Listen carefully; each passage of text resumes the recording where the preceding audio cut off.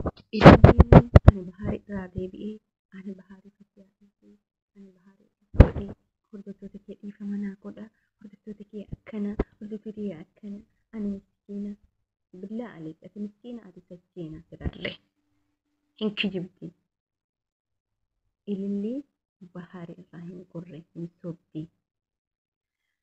Assalamu alaikum warahmatullahi wabarakatuh. Jirtu kam naga kisin saya kisin ini channel ini kemudian hanggal lagi terlebih video kita akan mau like share subscribe kota dan video ini mau ililli birana ka aja coba ililli ati intalakam billah alik dini ramadana ufi anak kasek inu jabdu tata inu intala tata isini Fatiha miskina lana ati luguma kairi dalagat tota Fatiha bahari ifta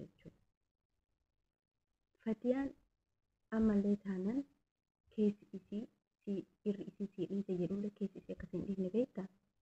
Atillee keessa kee bahaarii wajji wallaahi billaahi yeroo nyaattee dhugdus yeroo kamuu bahaarii wajji teetta malee qaamni kee hundi kas irratti du'e jechuudha. Sababni isaallee ati dubartii humnaan abbaa manaa fudhatte waan taateef agartee ati maal jechuudha ililli akka nama yoo nama ajjeese namni tokko gaafa nama ajjeese yeroo nyaatu yeroo dhugu yeroo rafu hundumaa reeffa janaa'iza saniitu nama sanfuun dura dhufa jechuudha. Gochi ati goote gochi Fatiyaa irratti ati goote irraa nyaattee irraa dhugde wallaahi billaahi jechuudha yeroo kamuu tisse dura jira fakkeeffata dhufta malee fakkeeffata viidiyoo waraabda malee jechuudha ati fakkeenya. Maaliif sin jedhe beektaaf harka Fatiyaa nyaatte irra nyaattee waan nyaatte ta'eef jechuudha. Fatiyaa irra nyaattee abbaa manaa isii nyaatte jechuudha. Heerumaa miti kun beeku. Nyaatu isa jedhamu san waan namarratti hin ta'in goote jechuudha. Hin qaanoftu moo akkasitti dhiifama naaf hin qaanoftu matama keetiifuu ani dhiise eenyuun sobda. Ka duraan addunyaa irratti maraataa turte amma mootu abbaa manaa bahaarii Fatiyaa dhiise itti dubbatta. Anaaf bahaarii walola itti dubbatta. Inumaan jabduudha dhiise yoo baatame. Hin qaanoftu billaa aleekke. Eenyummoo deebi'ee dhiifama si gaafata. Barkoomanti kee ammallee akkasumatti rigaxamee jira. Eenyu akkasin jaalannetti hubadhu. Kasi hordofu maal haasoftaa kee dhageeffate malee namuma godhee si dhageeffatu. Maaliif si fakkaata beektaa?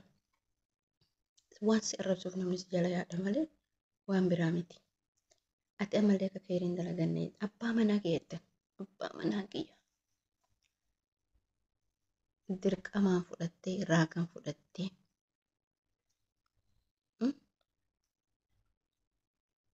Ati oduu badhirraa oduu Fatiyaan si beekuu baattee oduu badhirraa dhuftee waan Fatiyaan teettuuf beektaa? Ilmaan isaatiif teetti. Ilmaan tiyya guddifadha jettee teetti malee gammachuuf akka isiin hin teenne hin beektu si gala jedhee yaada. Gammachuuf akka isiin hin teenne. Haasoftee gochatti haasa goote isii dhiisinu keessaa akka ibiddaatti akkatti boba'aa jechuudha. Si galee Fatiyaan naa dhiiftee jettee yaadeen. Fatiyaan miskiinummaa isii irra sii dhiifte malee keessi isii akka ammallee sin eeyyamne kana beektaa? Dhibbaan dhibbatti beekta kana. Maaliif waan goote waan beektuuf. Amma mootu fakkeeffachuu ammallee mootu kijiba kee fiddee ani dhiisee jira abbaa mana bahaarii dhiisee jira ani bahaarii dhiisee jira dhiifama. Bahaarii dhiiftee jirtu maal dhiifta? Wantoota babbareedaan maa abbaa bahaarii duuba gaddeemtee waraablee fiduu heddiyyuu. Yaadame xiqqoshuma isitti haa dhagahu mataa kee kana shagalee xiqqoome akka mataan si shagalee hin beekne. Ammallee adaba godhachuu hin dandeettu jechuudha. Namni sitti dhufee jabduu intalaa tana dhiifama gaafatta. Ma viidiyoo waraabbatee nama dhiifama si gaafate. Ma iskiriinshootiin godhin nama dhiifama si gaafate barreeffama isaa. Sitti balleessanii dhiiba. Namni yoo godhellee Ramadaana Rabbiitti dhufee Ramadaana Rabbii saniif akkasitti gaafsan barbaree jette sana gallee Ramadaana Rabbiitiif malee si jaalatee akka hin taane kanaatis ni beekta. Keessi keetu si beeka jechuudha.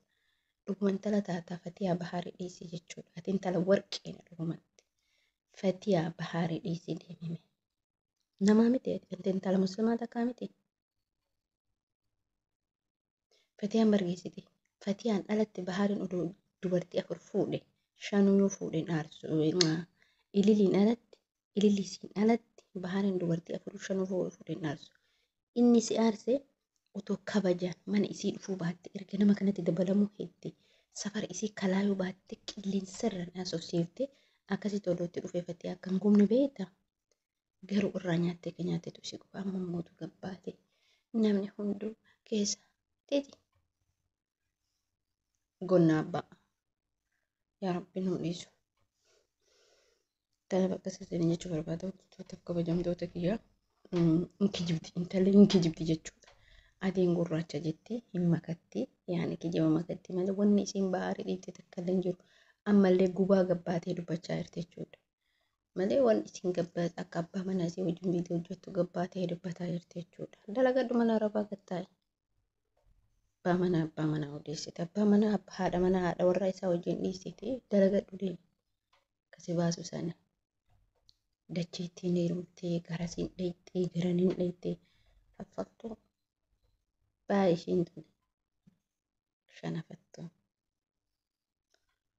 Ala kulli haala rabbiin nu haadhisu maal goona miti si rabbi isatti si kaase takki Yaman keessaa bahi takki Suudii seeni takki immoo biyya gale nagafati yaa barbaadda taana. Dukkan immoo akkanumaan ol baatee afaan hin baneen. Ishee maal godhan Yamanii keessa hin jiru. Tu Yamanii keessa jiraadhe anu beeka waan si godhu. Si waa godhe si jechuudha laala. Si jechuudha. Maal goona amma hin jennu Ramadaana. Atuu Ramadaana booda huccuu saaqattee dhufta. Huccuu saaqattee arraba qarattee qoonqa qarattee arraballee qarattee gabbaata Ramadaana booda si beena kana. Amma Ramadaana dhufeef odeessita waan argite asirratti. Akkasii hordoftoota kabajamtoota kiyyaa asuma viidiyoo keenya laayik godhaa, sheer godhaa, sabskiraayib godhaa. Asiniin jechuu barbaada. Kana fakkaatti. Assalaamu alaikum warahmatullahi wabarakatuh.